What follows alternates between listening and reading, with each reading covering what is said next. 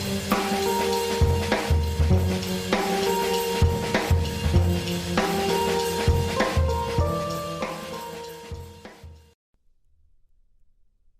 all, and welcome to another episode of Solarpunk Presents. This is Ariel, and today I'm sitting down with Joseph Brannan at the Kitchener Public Library to talk about how you can take your Solarpunk to work with you, literally. Thanks so much for chatting with me, Joseph. Yeah, thanks. First, could you introduce yourself to our viewers, like who you are and what you do, etc.? Yeah, so I'm a library worker, I'm a parent, I ride a bike, I like gardening and bird watching, and that's some of the basics, I guess. Those are very good basics. So, I was wondering if you could tell me, how did you first come across Solarpunk? Yeah, so I think primarily through the writings of Becky Chambers, specifically her Monk and Robot duology, which is A Psalm for the Wild-Built and A Prayer for the Crown-Shy. Wonderful books that I would recommend to anyone. They have an aesthetic to them that has been often described as Solarpunk, and I was searching online for other similar books and came across a list of Solarpunk books. And from there was like, what is this? I haven't heard of this. And then through further internet reading, sort of discovered more about the movement and ethos and was like, that sounds like a lot of where I'm at. Oh, cool. I was going to ask you, like, what sort of drew you to it and made you think, like, yeah, I want to incorporate this into my life? It kind of sounds like you were maybe halfway there already. There's a lot of things. There was some things where it was like, oh, I hadn't thought of that in a big picture sort of sense, or little things where you see what other people have been doing and go, that's really inspirational, or I had never thought of approaching that problem in that way. Okay. So this is a question that I'm actually struggling with a little bit, or have struggled with in the past. What made you decide that you're a Solarpunk? You know, like, I know some people are hesitant to take on the mantle of the word itself, but like, are you comfortable with that? Is that something that you feel that you can place yourself in? I think so. I think it's not the word they would use on first introduction with anyone. I would never be like, hi, I'm Joseph, I'm a Solarpunk, because people are going to be like, wait, what? And next thing you know, you're like chasing after them, trying to explain things. I think I've used it to describe systems of permaculture and caring and community aid and caring for the world around you. More just saying, hey, here's a label to incorporate something that many people are already doing, and it's a neat kind of adjective where sometimes people don't have a collective word to describe all those behaviors. Yeah, I've talked to a lot of people who've sort of said, oh, hey, Solarpunk, that's actually what I'm doing, or that's how I think about the world. And so Solarpunk operates kind of as this sort of catch-all term that for something that people are kind of already doing in their lives or already thinking about, which is very cool. Future Ariel here to interject that this, for me, was the impetus for the interview.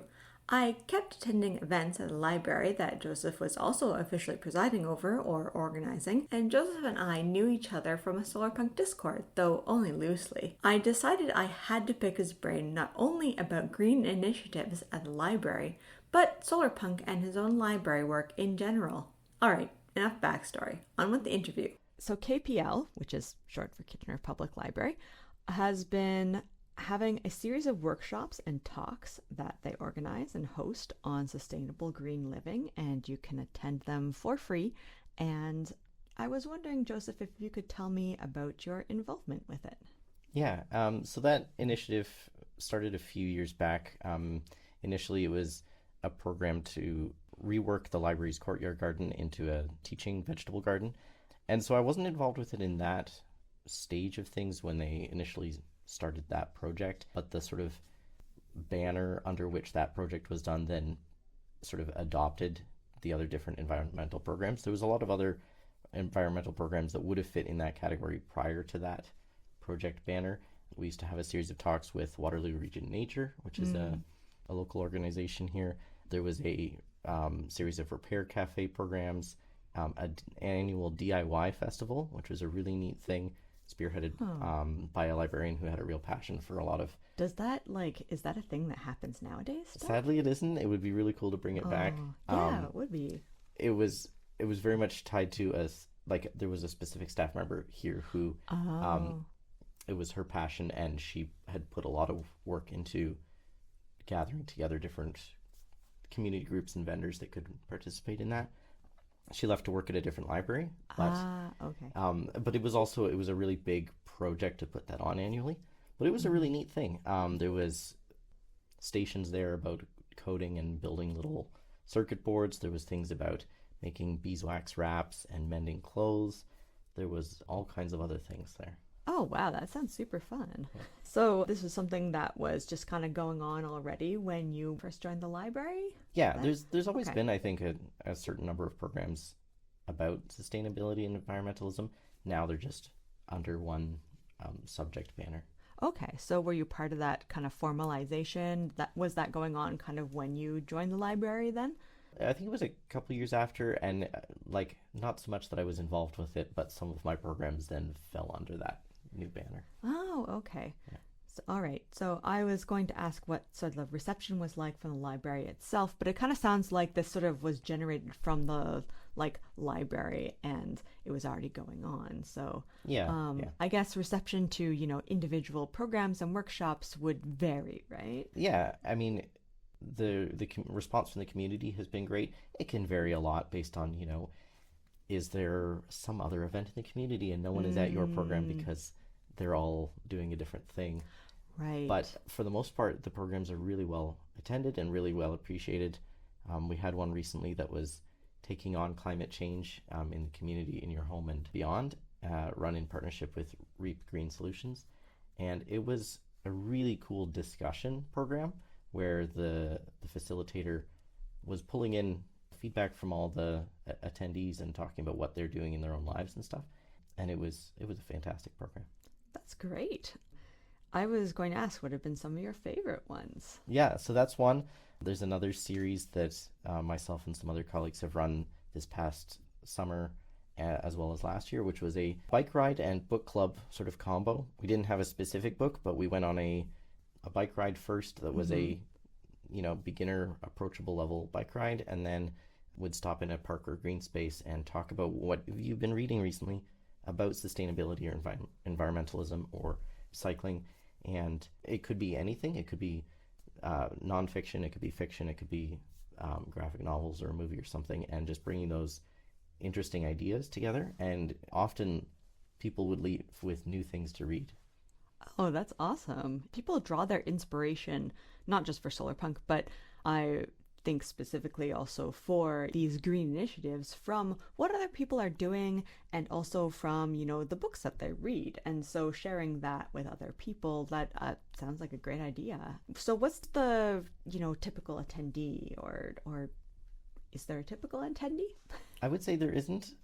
We get all sorts of folks. We get people who have lived here for a very long time, who, have deep roots in the community, and we get newcomers who carry the same values from where they've come from and are looking to carry that out in their own lives here now. We get young and old. It's a real mix. That's awesome.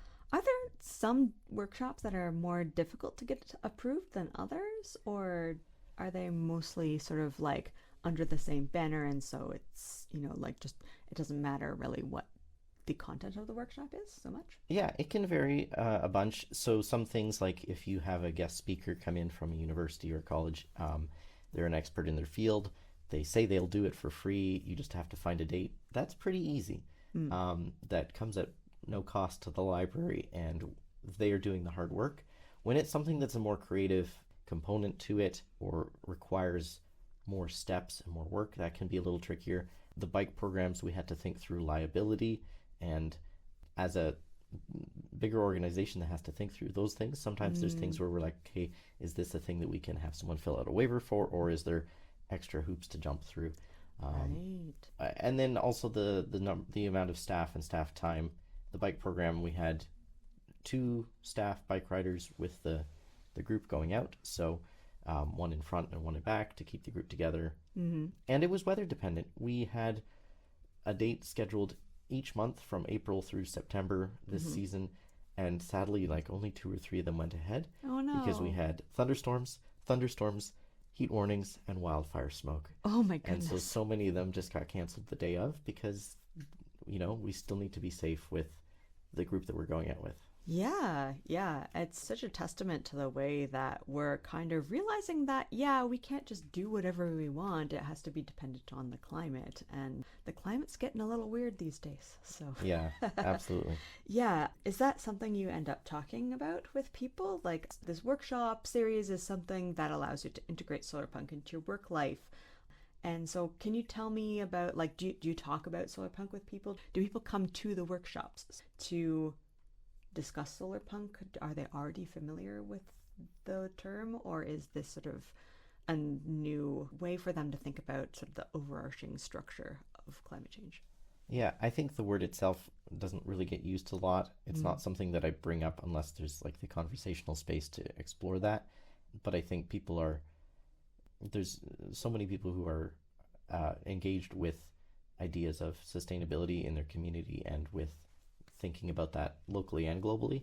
Something that was really interesting in the Taking on Climate Change program that I mentioned earlier is the facilitators shared a statistic that I believe it was like over 90% of Canadians see climate change as a very immediate and present issue, Mm-hmm. and that often in our day-to-day life we can feel like not that many other people care, but that the Right. statistic shows that yeah, most of us really do care.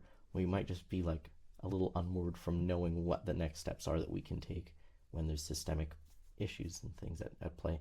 So I think the label of solar punk, I've definitely talked about that with different colleagues or friends and things, but sometimes the that word itself isn't Mm-hmm. central to the conversation if it's something else. Fair enough.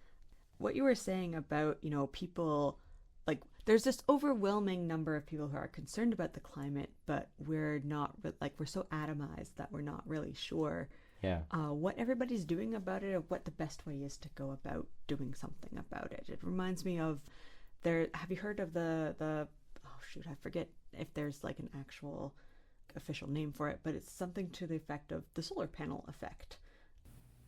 I was close. It's called the neighborhood effect. I think so, yeah. Okay, yeah, it's when people, just homeowners, will install solar panels on their roofs, and their neighbors will see it and start installing solar panels on their roofs, Yeah. and suddenly, like, it goes throughout a neighborhood because suddenly it is visible, this person's commitment to the climate. And people are like, oh hey, that suddenly they are given the social license to kind of display that they care, or they're given sort of an avenue of, this is where you can channel your concern for the climate. Yeah. um Yeah. yeah. Yeah, I think something that I've thought about, and I'm continuing to quote from this specific program, was Mm-hmm. talking about the idea that like even imperfect efforts matter. Yeah. There can be a lot of judgment around, oh, is that still truly carbon neutral, or oh, well, what about this component of a thing that you're using that is disposable and is going into the landfill? Mm-hmm. But the fact is, I think it's really important for us as individuals to think that like, so you decided to leave the car in the driveway and take the bike Yeah. around to the store around the corner kind of thing. Great. That's fantastic. That is a positive thing. Or you took the bus somewhere. It might not feel like a big thing, but like every little bit counts, and even imperfect solutions are still good. Yeah, not letting the perfect get in the way of the good is Yes. definitely a mental barrier, I think, that a lot of people have. Absolutely. And I mean, around a lot of things like, say, zero waste or veganism, or, like doing things that are good for the climate, this idea that you have to be 100% on everything, Yeah. or else nothing counts. Right. And that's not true. I mean, I remember seeing a quote floating around the internet like years ago about how we don't need a handful of people doing zero waste 100%. We need thousands of people all doing zero waste at like 50%. Yeah. Yeah. And that's going to have much more of an impact than a handful of people who are the one true zero waste person, or the one true solar punk. Yeah, absolutely. Yeah. And I think these library workshops allow people to explore that without feeling like they're being judged, or within sort of a communal learning space. Yeah. Yeah. Absolutely. So recently, the library workers formed a union and became part of CUPE, which stands for the Canadian Union of Public Employees. And I hear that you were a large part of organizing that. And I want to ask you what that was like, and if you can describe a little bit of what happened. Yeah, so, well, what it was like, it was a lot of work. It's not an easy process. You have to talk to people, and it's up to the workers to decide if they want to sign cards and then hold a vote once there's enough cards signed. But really, it was an effort by the workforce of library workers to stand up for themselves and band together collectively to ask for, better working conditions, better wages, and to make a stand for respect together. And like it's been a long journey. It's probably about 2 years now of the work from this most recent move to unionize, because there's been many previously here that didn't succeed for whatever reason. And I think it was just the right time with the folks that work here presently who voted for that. It's up to the workers to have their say there, and then they got to bargain a collective agreement and look for those improvements that they wanted. Awesome. And this might to listeners seem a little bit aside from what we were just talking about in terms of sort of green workshops and climate literacy, but we both know that Solarpunk is very expansive and does include these systemic issues. And I do think that workers' rights are very tied into the rights of the climate. I mean, simply just because in a world where we sort things into hierarchies, a lot of the time the climate gets put on sort of the bottom of that list of hierarchies, and workers of the world tend to also be near the bottom as well. And so a lot of these issues tend to intertwine, not to mention that if you want to do things like put solar panels on your roof, that is very expensive. And getting paid a good wage means that you are more likely to be able to make these sorts of green retrofits to your lifestyle. Anyways, I'm sort of getting carried away with that.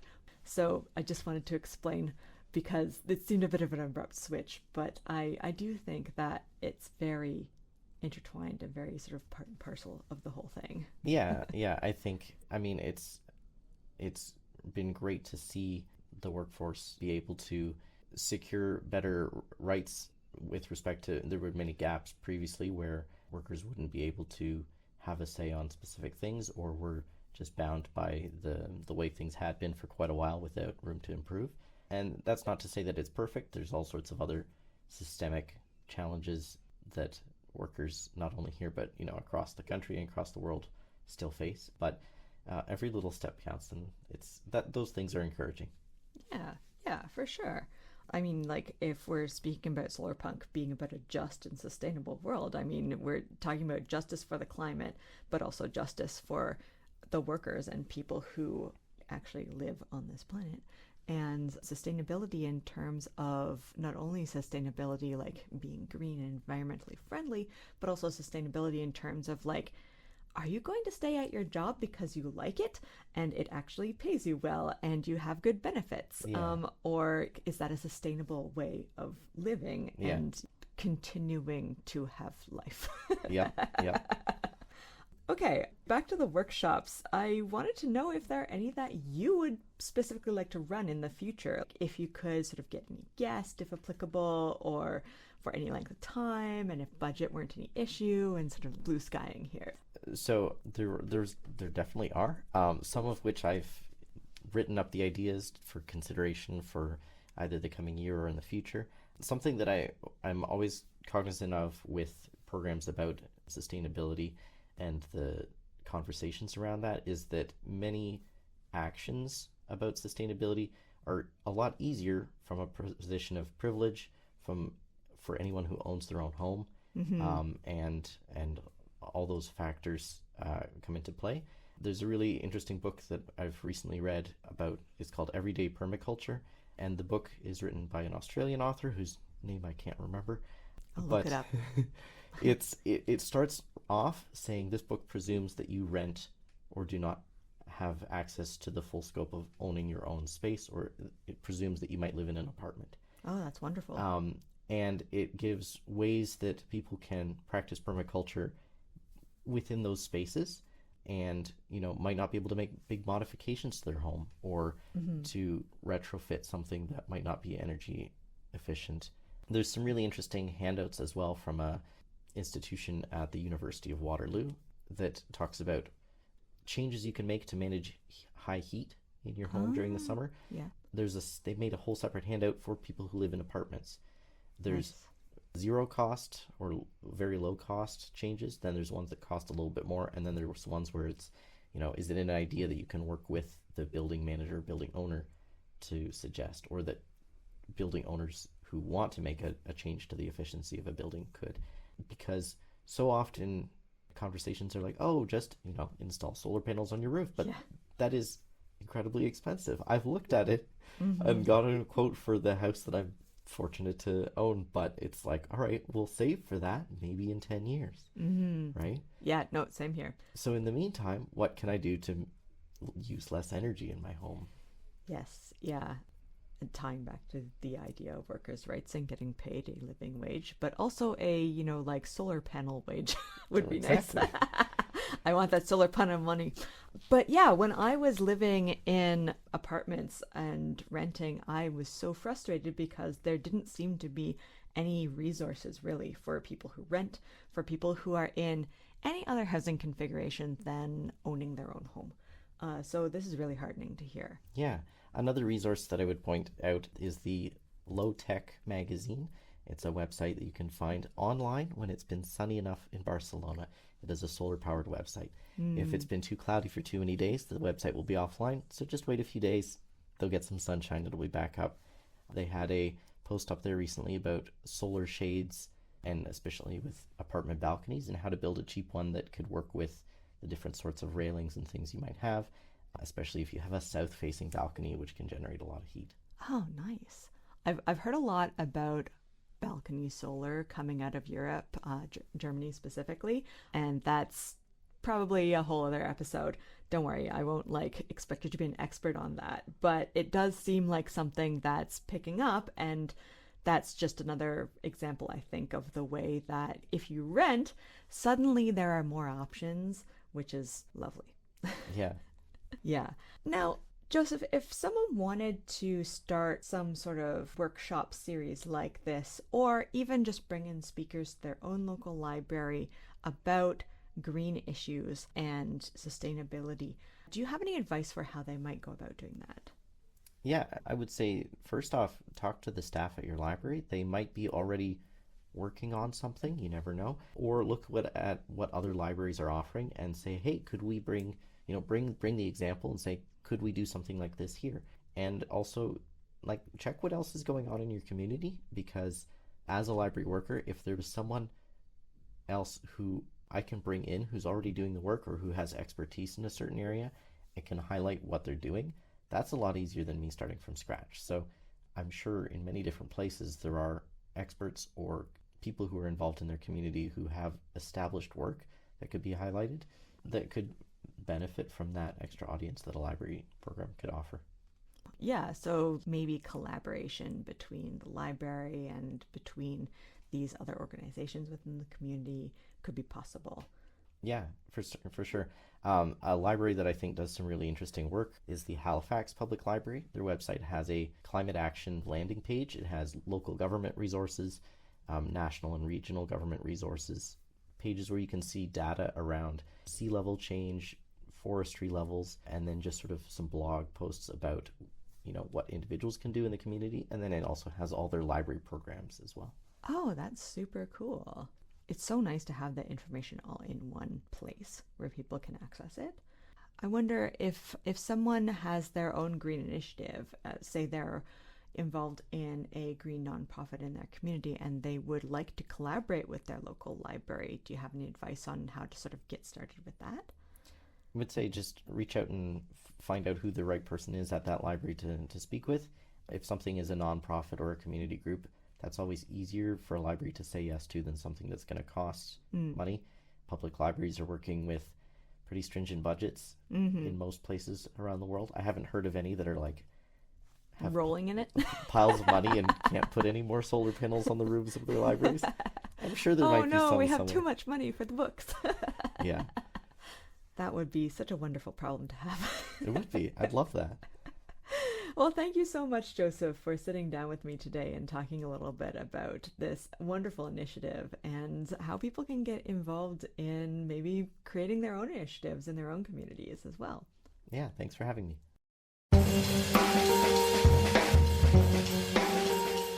Thank you for listening to Solarpunk Presents, a podcast hosted and produced by Ariel, Kroon, and Christina de la Rocha. The audio for this episode was recorded in part on the traditional territory of the neutral Haudenosaunee and Anishinaabe peoples. And in Germany. The opening and closing music for this podcast is Water Cooler Gang by Monkey Warhol, available for use under the Creative Commons Attribution 4.0 International License. Don't forget to support us on Patreon at patreon.com/solarpunkpresents. Every little bit helps us keep bringing you discussions and interviews. Until the next episode, keep dreaming. And stay solarpunk.